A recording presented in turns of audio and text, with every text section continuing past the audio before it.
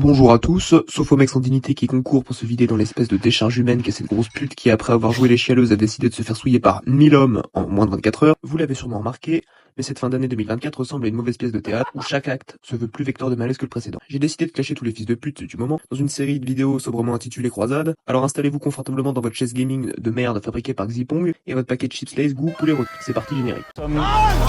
En guerre. À un moment, il faut passer par la franc-maçonnerie.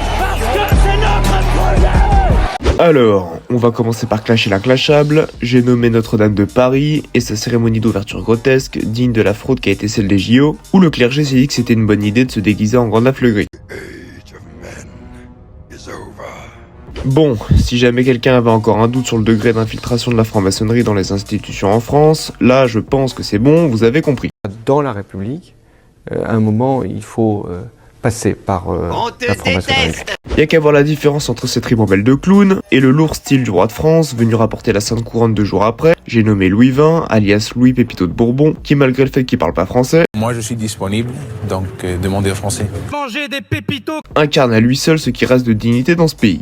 Bref, venir poser son gros cul de PD dans un lieu sain quand on inscrit 3 jours avant l'avortement dans la Constitution et qu'on se bat pour rendre gratuit le changement de sexe chez les mineurs, c'est simple, ça s'appelle un blasphème, mais bon, on n'est plus à ça près. François Bayrou, dit l'ectoplasme, aka le mec qui frappe des gosses, et qui nous montre avec style que le cumul de mandats, visiblement, bah c'est ok. Ressorti des tréfonds du seum républicain par un habile Edo Tensei du gigantissime Micron, nous fout la honte après 15 secondes de mandat, puisque cette espèce de baltringue se défile sans pression sur la question de la catastrophe à Mayotte, tout en se faisant balader dans un jet présidentiel pour rejoindre la pathétique ville de Pau, ville où cette espèce de boomer règne en maître absolu. Coût de l'opération, 12 000 balles.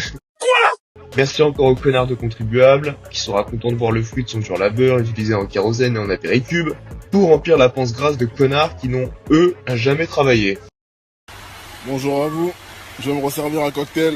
Salut, salut. Iseu, la grosse, la ventripotente, l'énormissime Iseu, dont personne n'a jamais écouté le moindre son tellement elle nous répugne, nous tape sa crise après le flop de son nouvel album. C'est nul! Cet enfant gâté essaie même de nous mettre un coup de pression en menaçant de partir aux États-Unis, seul pays où il est normal de peser 500 kilos, sans comprendre que tout le monde s'en branle. Bref, j'espère que notre sainte armée de l'air a encore un A400M de dispo et qu'on n'a pas tout donné à l'Ukraine, qu'on aille larguer Iseu et cette mitonne sur New York en mode Enola Gay et qu'on n'en entende plus jamais parler.